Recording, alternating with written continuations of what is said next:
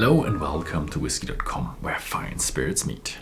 Today I have an international whiskey on my cask, and it's one whiskey from one country that is really not known for making whiskey. It's actually a whiskey from Israel. It's a whiskey from a small whiskey distillery in Tel Aviv. And I've actually had a look at this distillery a few years already. They opened in, when did they open? A couple of years ago. And I think there are two whiskey distilleries in Israel. But I'm not quite sure if I should go to the other one, because the other one is very, very close to the Syrian border. But this one here is in the city of Tel Aviv, and it's a good one. I've actually had a bit of a look around the website and a bit of through all the little bits of marketing information, and I've had a talk with a guy at the distillery, and they are quite an upstart distillery that want to produce a high quality whiskey. And from the price point, it's not that bad for high quality whiskey. How do you know it's a high quality whiskey? First of all, 100% single malt, and then a bit the names behind them. So if there are a few good people involved, you can always be certainly that they have the right influences and do the stuff right. But a good indicator is what kind of stills you use. So you might be making a good whiskey with small stills, but if you invest you do enough investment into really good stills, and they are really Scottish style stills, hard word, and if you invest that much money, you really want to have high quality whiskey, and that's what these people did. They have Scottish style pot stills. Yeah, the thing is with the whiskey, they will probably produce a very decent raw spirit, white spirit, new make, and you can actually try that new make. They have it in the portfolio, as most of the other new distilleries do, and it's quite good.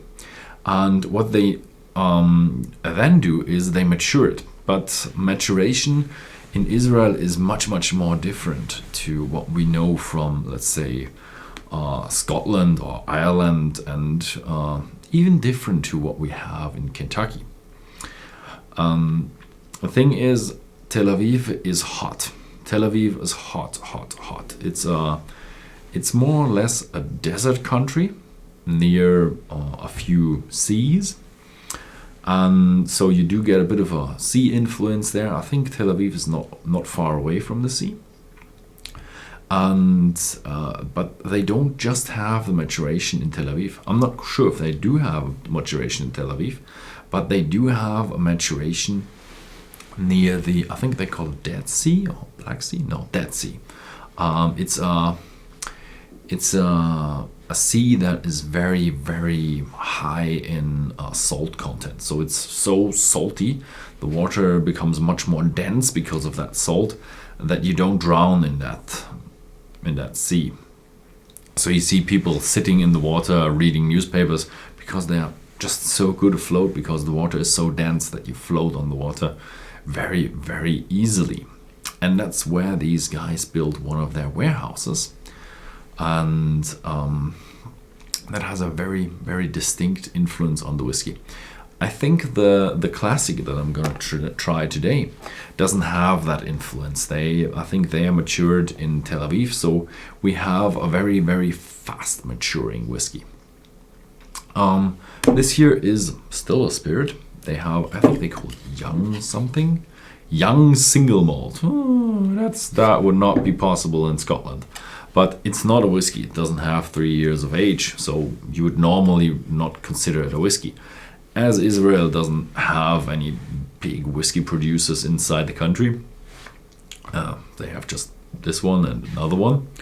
And I think there might be another one in the future. But they don't have any regulations, so they can write anything on it, what they want. But we would not consider this a whiskey, but one of the not mature spirits yet. But this here has 3 years, so it is a single malt whiskey. And yeah, quite a lot. And there it says 2015 they started, and the pot still was made in Germany. Oh, okay. But it's a very Scottish style pot still. And they're pretty limited at the beginning, so if you find one of these whiskies, then they are highly limited. And for all of you Jewish people out there, I think this is legitimately kosher. So they do have a maturation in wine cask, so that's where the problem comes with the kosher. Our classic malt, single malt whiskey is matured using the finest ex-bourbon casks and our special red wine STR casks, giving it a light and balanced character. Matured under the Tel Aviv sun. I don't think they leave the casks out in the sun.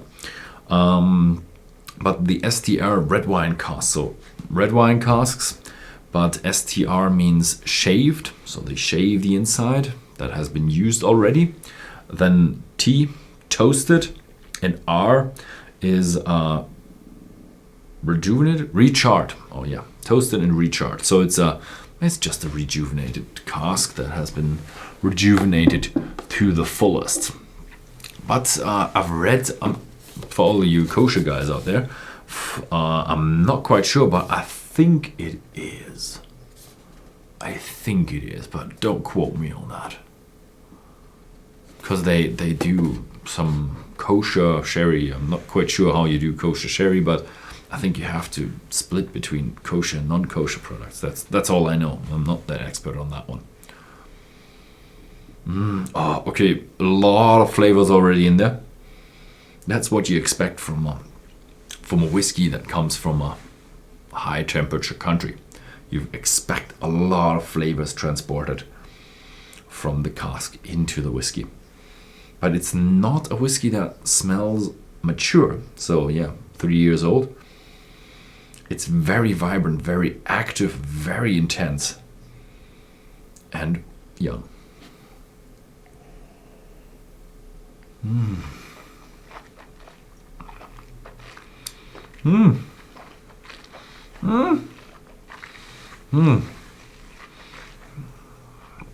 No, the nose was still with vanilla and caramel and everything.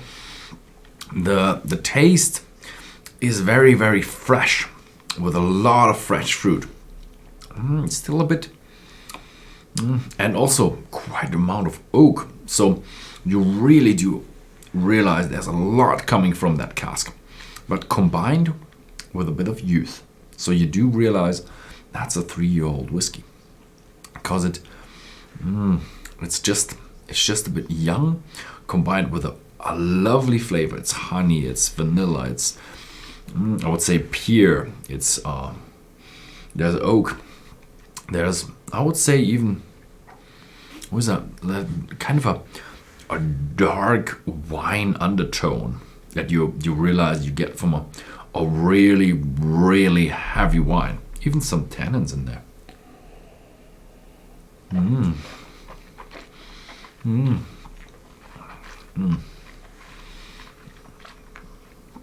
Really, a lot of the dark flavors come through here. A lot of the oak. On the second sip, it's much more present of the, let's say, a bit of bitterness flavors. The dark red wine comes a lot more through. The first one was a bit more fresh and vibrant. This one is now dark, strong, and everything. So I would say it's a good start. It's something very interesting, because we don't have anything much of these whiskeys that come from the high temperature countries. We have a bit from India. We have a bit now from Tel Aviv. We have one from Taiwan.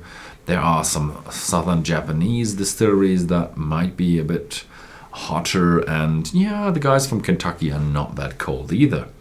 But this is one country now that comes from, I would consider it a desert country. Is it really that much of a desert? I've never been to Tel Aviv, and I'm hopefully looking forward to one day visiting the Milk and Honey distillery, because I think they have a potential of making a really good whiskey. It's not usual that you bring out a whiskey with that has been matured in red wine casks for your first whiskey, for your first classic. Usually you go for the ex-bourbon cask, but here you go. You have a strong and deep flavored whiskeys.